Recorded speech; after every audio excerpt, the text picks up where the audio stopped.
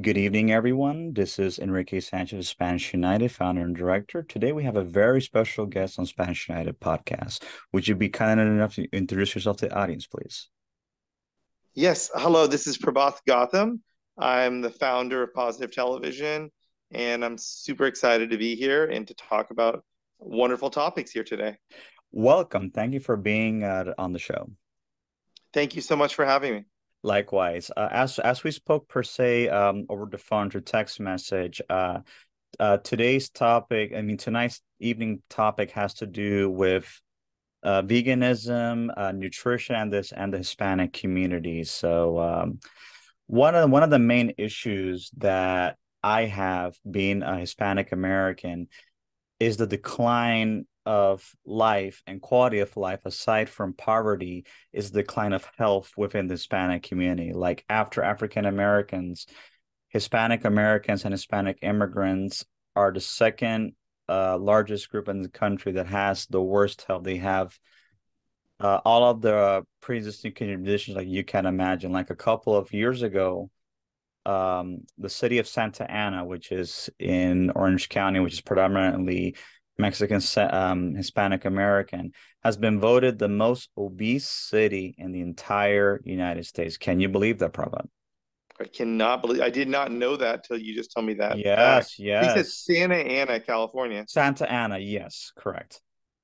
And I So that it should really be blew my Santa mind. Claus, California, if Yeah, it's obese. That is shocking in California when people yeah, are healthy and outdoors and walking around. Wow. yeah, and part of the reason for that is because since many Mexican Americans in particular, they live in poverty and they don't have access to having a higher income. So many of them they tend to eat foods that are not healthy. Like they consume a lot of foods that are high in salt, high in fat, high in saturated fat. And apart from consumption of alcohol, is just a recipe for disaster. And childhood obesity is a big problem. And this is a concern that I see with the Hispanic community because apart from the poverty and the social issues that we have, our health is in decline. And I feel that in order to have a healthy, productive society, we need to educate the people when it comes to nutrition. And me being a social advocate, and me being one that believes in eating properly and exercising and being active, the mindset of the Hispanic people needs to change because if it doesn't, we're going to see many of members of the Hispanic community die prematurely. Many of them had depend on one source of income, and then that could create all kinds of disasters later on. So, I want to ask you, as far as what you do, like I want to know, like what made you or caused you to get into promoting veganism and healthy living for the people in general? The audience is interested to know that. Yeah, so I think it's exactly tied to what you said earlier about preventable death. And so for me, at age 16, my father died from a heart attack. This is in 1993. And I remember, you're shocked as a child to know this person has passed. And then as you get older and you learn about it, we're not supposed to die at age 49. Like that's very unnatural. And a Hmm. lot of times in America we'll say, oh, they died of natural causes at 70, at 80. But the reality is it's clogged arteries, right? It's stroke, it's cancer, which is so heavily tied to the diet we have, the stress in our life, right? The stress from the work that we're doing, the alcohol consumption, smoking. So it really kind of took me in this journey at age 16 of how do we prevent preventable death? Because I believe, we will all die. Like that's the unavoidable, but Hmm. the age at which and the way in which we pass, right? That we have some say in that. So for me, kind of going on that journey, it took me to become a vegan, and vegan is sort of in line with my value system of social justice. If I, have a problem with war and I have a problem with the death penalty killing people, then why would I be okay with us, participating in killing? chickens, turkeys, pigs, cows. In other countries, they're killing dogs and rabbits for Mm, food. So they really just took me on this journey of social justice and why I don't want to participate in the killing of any living beings, human, animal. And then we also see, right, in that how it's so easy to kill people in a Muslim country or a country that is brown and black people, right? We've seen mm, the history of that because they're somehow viewed as less human. And when you see that sort of racism in it, right? Once they mm. say they're less human, well, what does that even mean? And then who qualifies as fully human? And once we start destroying any group of people or any animals, then I think it's not even a slippery slope. It's a place where only the super wealthy are the ones that deserve to live, and all the rest of us are lucky to just be in their presence. I think they've set that system up, and the wonderful work you're doing as a social justice advocate, you're fighting for equality and an equitable world for everybody. Yes, one of my inspirations for starting Spanish United was a case that happened 3 years ago where a 17-year-old, 18-year-old Hispanic young man, Salvadorian by the name of Andres Guerrero, was unfortunately murdered by the police in Gardena. He was working as a part-time security guard, and it was just very tragic the way the way that he was killed. But the thing that really bothered me, like you had mentioned before, because of stereotypes and Hispanophobia within this country that I've seen the last couple of decades, um, the type of despicable comments that they were saying about this young man was really like beyond me. Like he was being stigmatized and demonized just the fact that he was Hispanic. And if you look at his background, he was actually working two jobs to become a medical doctor. But the stereotype of Hispanic people or brown people in America that they're either in gangs or they're not in productive things and therefore they deserve to die, or if they are in the case of being Hispanic, they don't have a right to be here because they're not citizens. So that prompted me to start this foundation.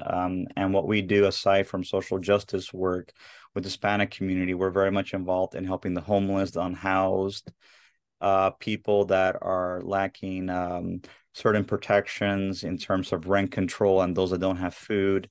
So that's where we come in and we try to help those that are in need. Like a couple of days ago, I actually had a an event. It's a shame I didn't meet you beforehand. I would have invited you where I had this event over in Burbank where even the mayor of Burbank, Constantine Anthony, was there, where I was discussing about the issues pertaining to the Hispanic community and when it comes to health and education. So I just feel it's very important that in order to prevent social issues from getting out of control, we need to tackle it at its source. And getting back to the topic of health, I really feel that nutrition and health are tied to economics and tied to social stability because, like you had mentioned earlier, um, people should pass eventually when they are in their elder years, not young. Like because of an unhealthy lifestyle, consuming a lot of fast food, processed foods, or not getting enough exercise can lead to obesity. And obesity comes a lot of other pre-existing conditions that could cause a person's health to decline rapidly. So I really feel that health, nutrition, and education go together. And that's one of the reasons why I'm also starting workshops where we educate, especially the younger people. A lot of, mothers and parents that are young that, don't have much experience about the world. And I really feel that they need to be educated when it comes to nutrition because I've seen a lot of Hispanic kids that are like 5, 6, 7 years old and they're extremely overweight. And I remember Richard Simmons said a couple of years ago when he was giving his speech to the Congress that a lot of the grandchildren of today are going to live less than their grandparents. It's like that is something horrible, for us Right. to even conceive. So I really feel that it's very important that educating people on healthy living, eating properly and exercising. It's not a science, it's not expensive. It can be done, but people just be have to be willing to learn about it. So um this is something that I would like to do in the future, like partner with and sponsor and have a sponsor that is willing to help us, go into communities and do workshops to help those that are definitely in need of this. But yeah, that's the work you're doing is great, and that's so important to go into the community, right? And not hoping the community will come to wherever we are, but actually going to them.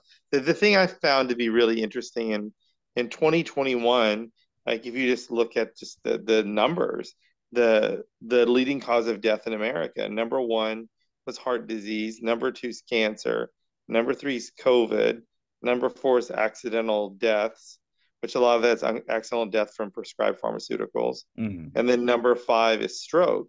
So you look at it, heart disease, cancer, like stroke, right? So much of that is what we're eating, what we're drinking, right? Mhm. Alcohol, clean water, not having clean water, all those things affect you.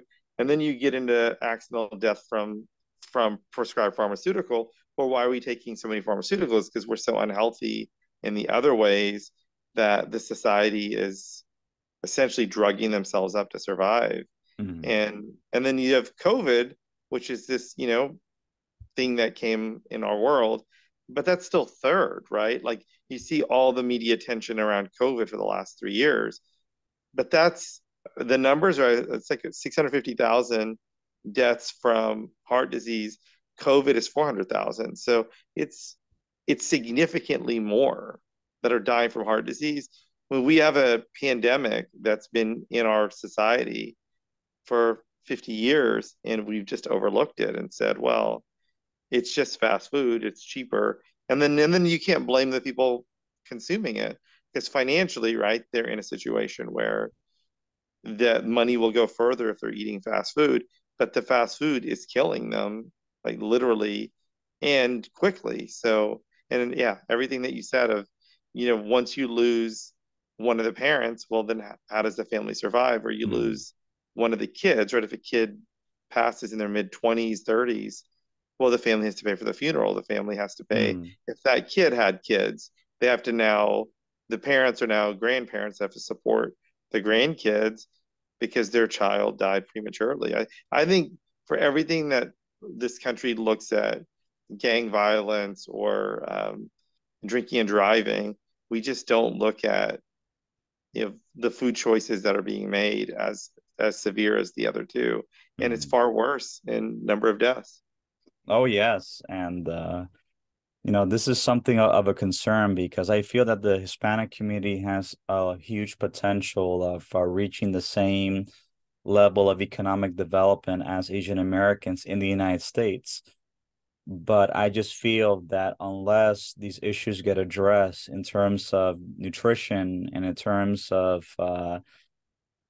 understanding that you need to have a productive lifestyle in terms of health and nutrition, I just feel that the Hispanic community is going to go in a spiral in a spiral direction that's going to lead into chaos. Like we already have a stigmatization of Hispanic people, that are responsible, that many people believe have been conditioned by the mass media that they are responsible for all the social ills of our country.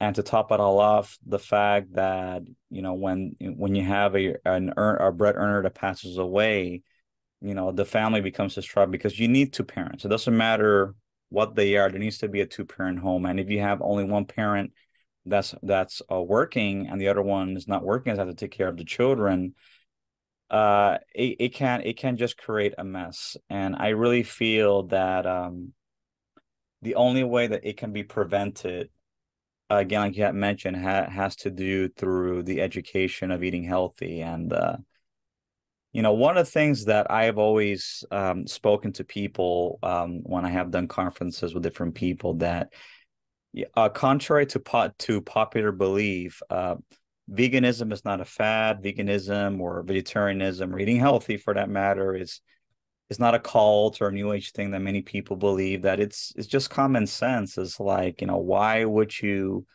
willingly destroy your body when you could actually keep it going and look good and feel good and expand and extend your life. And unfortunately Hispanic people tend to put excuses and complain a lot. So it's like they always say, oh, it costs too much money, oh, that's not for me. But I always ask them, with all due respect to the people that I've spoken to, like, why is it that you don't have money to buy vegetables and fruits for your children, but yet you have money to put rims in your car, hydraulics, or things that they don't need.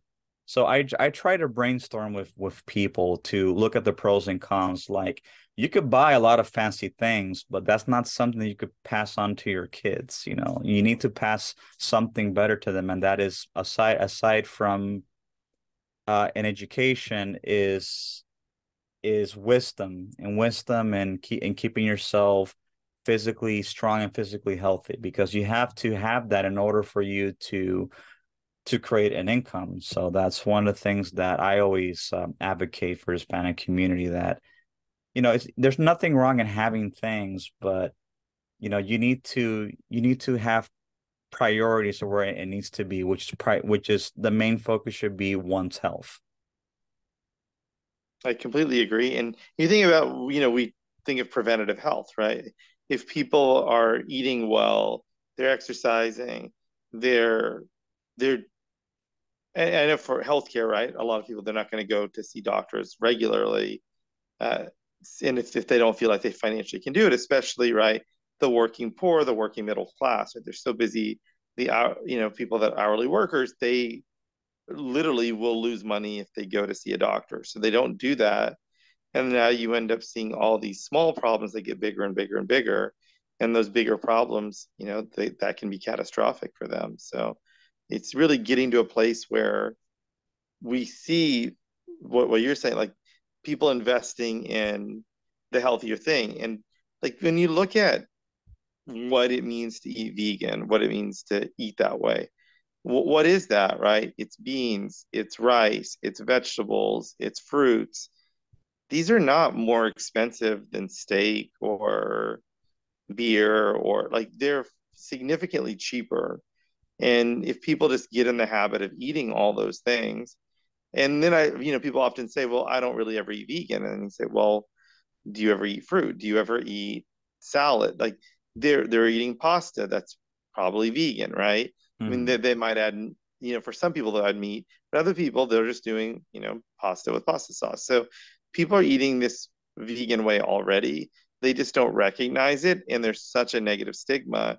But I think I don't think that's unintentional. I think that's created by people that are telling you eating unhealthy is going to make you happy, and they want you to get to a place to where you're going to go run to get fast food rather than cooking dinner for you and your family that day. Mhm. And cost wise, right, cooking for the family is cheaper, and it's also health wise significantly better for you to do. Oh, absolutely. And I really feel that, people need to make the habit of trying to eat more at home. Like my mother, she's a retired teacher, and she was also a nutritionist back in the 60s and 70s, way before when that was even a thing. And one of the things that I remember growing up is that my mother was very picky at what I ate. She always wanted to make sure that I would eat things that have nutrition, because she knew the value of having a healthy body. Because I'm 40 years old, and I hardly ever get sick. I hardly ever get a cold. I don't even know what it is to have a headache, things that people get. And part of it has to do is the way that I live. Like I consume a lot of water. I consume a lot of almond milk. I try to consume as much as I can. nutrients into my body. Like if I'm gonna eat something sweet, I will get like dried fruit. I will get dates, which is, not because people also have the stigma, again, speaking on the topic, that sugar is bad. It is true, but there's good sugar and there's bad sugar. The same way there is good cholesterol and bad cholesterol. Like the natural sugars that come within the fruits or within our food that are not added sugar, the body can absorb it. It doesn't glycate. Processed sugar or added sugars is where it becomes bad. So it's always important to always read what are the ingredients to make sure that we're not getting more sugar than we're supposed to have. And the same thing goes with sodium. Like sodium is important, but it's always good to have a balance. So I always try as much as possible to minimize as much sodium, and I always try to keep myself sugar free as much as possible. And in many instances, it can be hard, especially when you don't live in places where you have access to such things. Like, luckily, California is in a unique position. Aside from having good weather, it's very easy to have access to many things that are healthy. Like in places like Alabama or Texas, or it's kind of hard to find those places. So it's always good to try to find ways to eat at home, try to prepare things at home, because at least people know what they're putting into their food. And if you're gonna eat out, try to eat something that is almost, natural as can be, something like Veggie Grill or a vegetarian restaurant, or something that that they're only putting vegetables in, and they're not putting any other added stuff. It's not just the meat, it's just the preservatives and the additives that go in the food that's also bad. Right? And the butter and all those things, right? And the thing that I think a lot of people don't realize is today you have a vegan version of everything. Like there's vegan burgers, right? There's Gardein, and then with the deli meats, right? You have the Unreal Deli, the turkey substitute. You have tofurkey. You have like the mayo, Vegenaise and Just. Like there's a version for fish. There's the Omni, fish, Omni pork. So you have a vegan version of all the meats people are used to, and then obviously there's the Beyond, the Impossible, all those as well for the patties. But all that stuff is there. I think as we get older, we realize you want the least processed. You just how your body feels better. When you have a Absolutely. juice, your body feels so much better than when you have a Coca-Cola.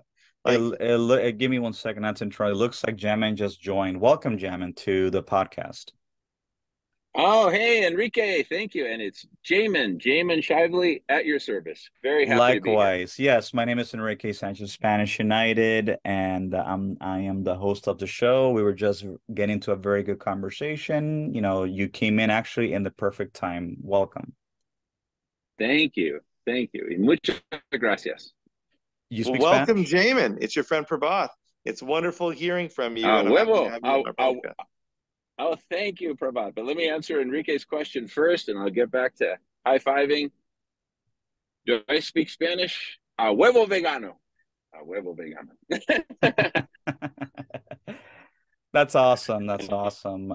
Yeah, as That just means just absolutely yes, in a very awesome. Just before you came in, we were talking about the issue of nutrition, veganism, and promoting healthy living to the Hispanic community. I'm not sure if Prahbat told you a little bit about me. I am the founder and director of Spanish United. We are a civil rights organization for Hispanic people, and we also are a charity that we also, assist the unhoused, the homeless, and those that are in need. And one of the things that I was speaking with Prahbat is the importance of providing affordable nutrition for those that have the high income to do so, because like I was telling him, after African Americans, Hispanic Americans, and Hispanic immigrants have the second highest rate of pre-existing conditions that could be avoided. And part of it has to do because of the way that they eat. So that's part of the conversation. mm. If you want to give your 2 cents, please, I'll go ahead.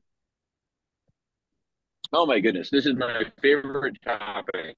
And I am also Hispanic, so great to be with you, brother. And we're all brothers. Prahbat is also my brother, and that's really the beginning, that we're all brothers and sisters. We're all one, and the first way that we should be expressing that in the world is by feeding everyone nutritious, a human right, regardless of anything. This would apply to all humans all around the world. And we could feed people so much more efficiently this way than asking everyone to get in your SUVs, drive to Whole Foods, or, you name the establishment, and buy a bunch of stuff triple wrapped in plastic, then drive home in your SUV, fire up your kitchen, right, to cook a small amount of food that probably has meat and dairy in it. And Mm. it's the most absurd system. It's extremely inefficient. And then, as vegans, we understand, it goes way beyond efficiency. And so the answer to literally most of the world's problems starts with feeding everyone for free, which is something that Prabhat and I have participated in on numerous occasions in the Los Angeles area, and have supported way beyond Los Angeles. So I mean, I hate to make it a boring conversation, but there is a singular, and I'm not suggesting anyone's opposed to this, but there is a singular solution to most of the world's problems. And it starts with feeding everyone plant-based foods for free. And we've pioneered this. It can be done so efficiently. So Prabhat and I have been exploring, how do we scale this up beyond Los Angeles, and even within Los Angeles, make it a 24/7 thing, rather than as often as we can with the resources that we have.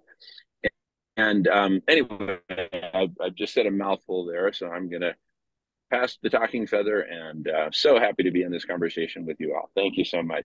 Likewise, likewise. Like I was telling Prahbat, I really do believe that that economics and healthy living are tied together, because like I was just for you that just chimed in, that uh a lot of 90% of diseases that many people have today, Hispanic or otherwise, can be prevented. And I was mentioning to Parva, it has to do with the way that they eat. Like I was speaking earlier before you chimed in, that Santa Ana, California has been ranked the most obese city in the entire United States. And unfortunately, the majority of the people there are Hispanic. And I said part of the reason why is because a lot of them eat a lot of processed foods, a lot of things with sodium, a lot of things with, animal fat, and the fact that they consume a lot of sugary products, and the lack of exercise. There's a lot of childhood obesity within the city of Santa Ana, which I think is kind of sad. So I'm trying to do my part within my means of my resources to do workshops and to educate the Hispanic community and eating properly, exercising, and also putting their priorities where it needs to be. Because a lot of Hispanics, they tend to complain, oh, that's too expensive, or that's not for me, or whatever. And I always say, why is it that we make excuses for our health, but when it comes to things that we don't need, and again, not to stereotype anybody, but when you have people that they spend thousands of dollars on quinceañeras, they spend thousands of dollars on hydraulics, on rims on their car to make it bounce, or buying a bunch of material things that they don't need, that's a complete waste of money, but they don't see it that way. But when it comes to investing, I'm not even talking about education, I'm talking about nutrition, which is a little bit much cheaper than education, and they still make excuses about it. So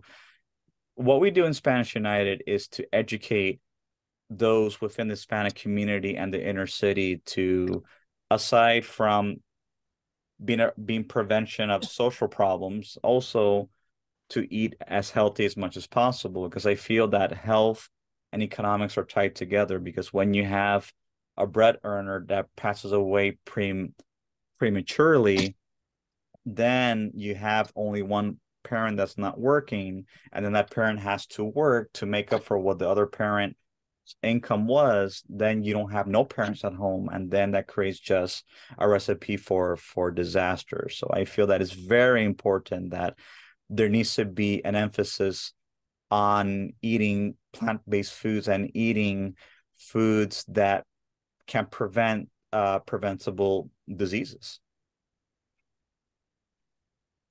Beautifully Beautiful. said. Beautifully said. One of the things that Jamin helped create in LA is where, they were doing plant-based meals. I mean, they still keep doing it, but they'd started these plant-based meals on Santa Monica Beach, and it's everyone, right? It's the houseless, it's affluent people that are tourists, it's just random people walking by. And what Jamin really pushed was, when I stop feeding people, he dressed as Darth Vader. He was called Darth Vegan, and he made it a whole show and fun for people, because he said eating this way should be fun. It's not just, oh, we're eating healthy in the corner with our apple and we're staying quiet. Even though he was at Microsoft, he still promotes apples. But his thing was, we have to have a society of people that are happy to be this way, because we're really, it's the most pro all life movement you can have. Like, we're trying to keep everyone alive, the humans, the animals, and certainly, low income people, the communities of color that are hit by this. So thank you, Jamin, for your important work. You really have been one of the leaders in this movement. A lot of people talked about it, but Jamin was actually doing it. So Oh, thank you. wow. Wow, that's that's very impressive, Jamin. So what made you decide to get into the vegan movement, into promoting healthy living in a fun, proactive way? Yeah. Well, it came from my background of in feeding people, which I'd done in various capacities throughout my life in Mexico and the United States. And but for the vast majority of my life, that was just my focus, just feeding people, and I wasn't vegan, and I wasn't really tuned into that. I what I had heard about it, I thought was kind of extreme and this and that, until I met Dr. Silas Rao, and he really enlightened me, and it was just like, oh my goodness, everything that I've been being fed has been a bunch of BS on the topic. Mhm. And look at the facts, look at the reality. Now combine that with my lifelong passion that people like us come together to end world hunger, right? And then suddenly my whole mission was vastly more supercharged, right? Knowing the truth about veganism. And so put those two together, right? And you have what is quite, and when I say the truth about veganism, not just the truth from a nutrition standpoint for the individual, which is extremely important. Um, for me personally, it's the other factors, the animal cruelty, the impacts on the environment, which are just, I mean, to put it succinctly, literally over 80% of climate change is caused by uh, animal agriculture and Mhm. people eating, meat. I don't know if you've covered that already, but I just wanted to throw that in the mix. And so for me, that's actually the highest priority of all. But it's all important, like we were talking about. Nutrition, absolutely important. It's all important. And like I said, we can solve all of these mega problems: climate change, destruction of the biosphere, um, nutrition, and starvation and malnutrition. We can solve them all by making nutritious, delicious plant-based foods a basic human right, provided by, I'm just going to say, provided by society. Mhm. Do I think it should be provided by the government? Not necessarily. And in fact, at no point did we even seek government funding. We just Mhm. all passed the hat and contributed what we could and made it happen. And have been, feeding people for free very successfully. Prabhat brought up some important points about, hey, we're not just feeding, poor people, disadvantaged, XYZ. No, we're feeding everyone, right? And that's actually super important, because that makes it so easy for everyone to say yes to our proposition. So Mhm. even the person who is genuinely hungry, who might feel ashamed going up to some very public spot and getting free food or whatever, Mhm. here they can just join the party.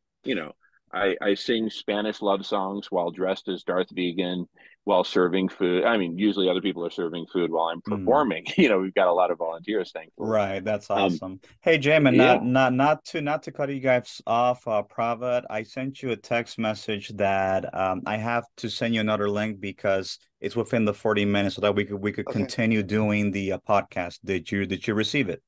I saw something popped up, but I can click it right now. Oh, okay. Jamin, Let you're me. still good on time for a little bit? Yeah, yeah, I got a few more minutes. So go ahead and Okay, forward me the link and I'll Okay, hop right on. sure. perfect. We'll both hop on that right now, Okay, Enrique. let I'll me do send it that. to Huh. you. Hello, There we go. everyone.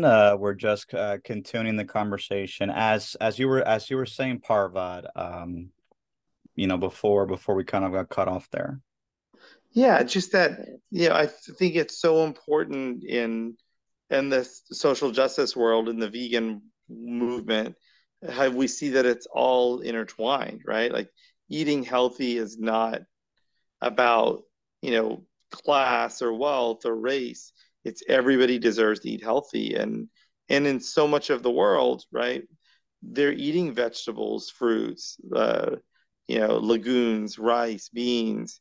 And it's really when we export the standard American junk food diet, you start to see all the health problems happen, right? Like India and China were doing well until they started adopting the American junk food diet. So Mhm. I really feel like we're in this place where we have the ability to feed the world if they would eat healthier. And I think it's important to have conversations like this to make that happen. Absolutely, and I think it's very important because I feel that if we emphasize on that eating healthy is tied with economics and with social stability, I think it could definitely create an avenue that aside from people, governments could also invest in keeping their societies healthy if they want to remain in power. So I feel it's very important that there needs to be an emphasis, education that that all these preventable diseases can be prevented. Yeah, I totally agree. And I know, we had Jamin earlier before we had that break happen, where, Hmm. he talked a lot about the work that he does within all communities, right? He said it's good to go to wealthy communities.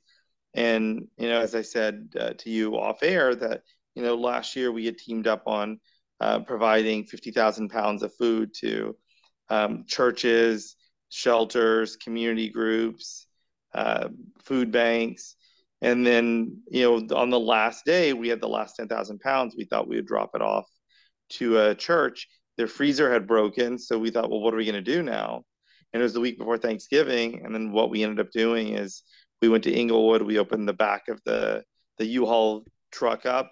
We started handing out the meals. And that was just such a powerful moment. And so every time since then, when we've teamed up with Omni, that time was Omni Pork. We teamed up with Omni for their Omni Fish. We teamed up with Just Egg, their Just Folded Eggs. They're all vegan eggs, fish, pork. We always go to Inglewood every time because we feel like it's very important to always be in these communities that a lot of people don't go to. I mean, other than when it's election time, you know, there's not a lot of people going in there to talk to people in the local community. And when you're just giving them food and giving them, literature about, healthy eating, they're so thankful and appreciative. And as we give out boxes of food, uh, the individuals would say, "Is it okay if I see if my neighbor wants a box? So can I call them?" There's just an outpouring of generosity. I've said often, my background is in producing fundraising events. You have the super wealthy, and if you look at how much money they give away, if somebody has $100 million in the bank and they give away $1 million, that's 1% of their wealth. If Hmm. somebody has $1,000 in the bank and they're helping their family by giving them $700, that's 70% of their wealth. So who's more Hmm. generous? The one giving the $1 million away, that's 1%, or the one that's giving away $700, that's 70% of their entire net worth. I think by far poor middle class people are far, far more generous than the super wealthy. And Absolutely. society looks up to wealthy people. I think really that's misguided. We should really look at the kindness, the generosity, the thoughtfulness. I mean, you see it all the time. You know, you're going through town. Somebody's in a studio apartment. They're in a one-bedroom apartment.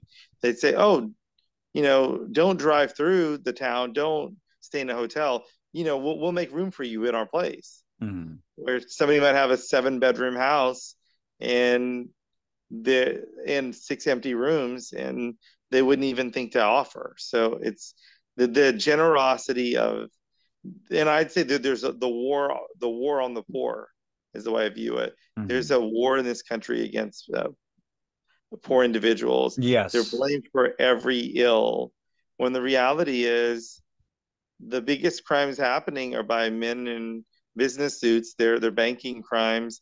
It's not the kid on the street.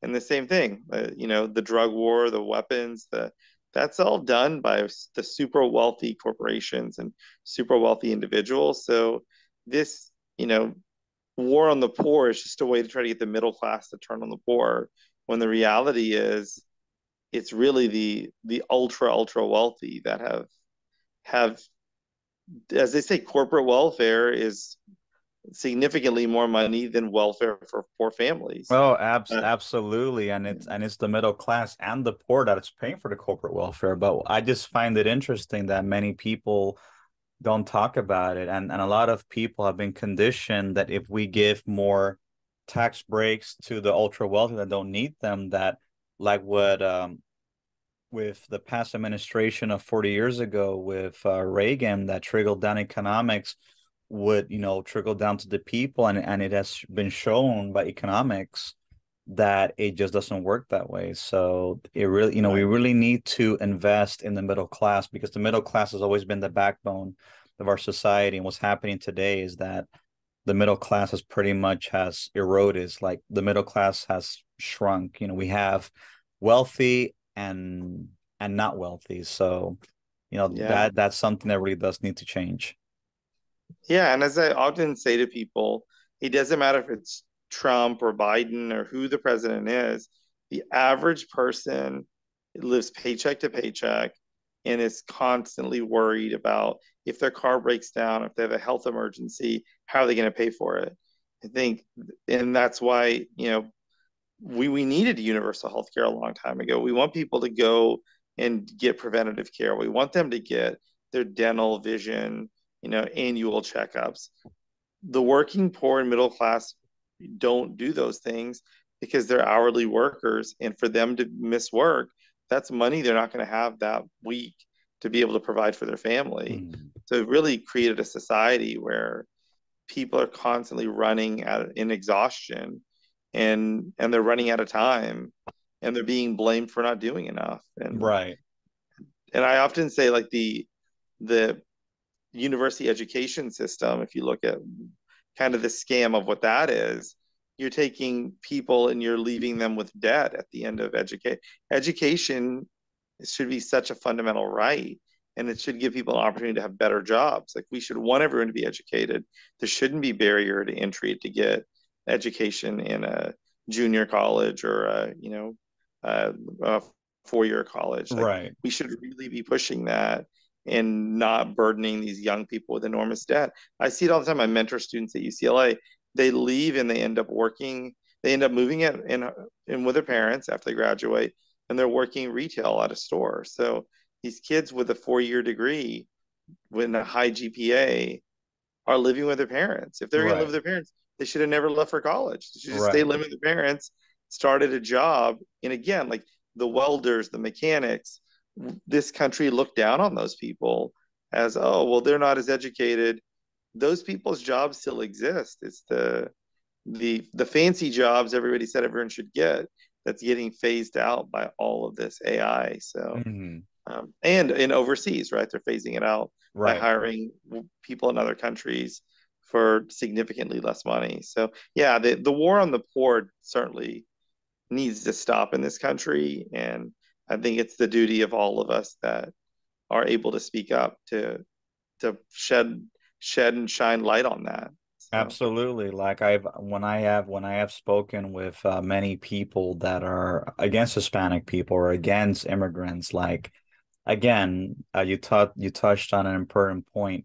It's not the Hispanic people or the migrants that are taking people's jobs. It has nothing to do with that. It has to do that when you have corporations that they want to maximize their profit with minimum investment and they want to outsource because they want to get away with not paying taxes, not paying benefits to their workers. You don't hear the people blaming the CEO of, let's say, General Motors that decides to close that shop and move to Mexico. You always say it's the undocumented people that are taking the factory workers' jobs. So I feel that if there's more education on that, I think that's definitely going to be a big help. So anyway, we came to the end of our time, so hopefully everything goes well. For your listeners, we are available on all social media platforms. We're on Spanish United, Facebook, Instagram, Twitter, now known as X, YouTube. And for those that want to donate, we are on PayPal and Cash App, and any proceeds and donations that one gives goes directly to those that help in need, and it's 100% tax deductible. So again, Prahbat, thank you so much for being on the show. It was an honor having you as a guest, and as soon as I get off, I will definitely do the editing, and I will send you the link. You can share it with Jaem, and we'll definitely keep in touch. thank you so much for doing this wonderful podcast, Enrique. I loved being a guest, and I look forward to being on a panel with you soon and doing a podcast in public. So I'm Definitely. excited for the months, years, and wonderful ways we'll be able to collaborate moving forward. It's awesome. It's been a pleasure working with you. Have yourself a wonderful evening. You have a wonderful evening as well. Thank you You now, too. Enrique. Bye bye.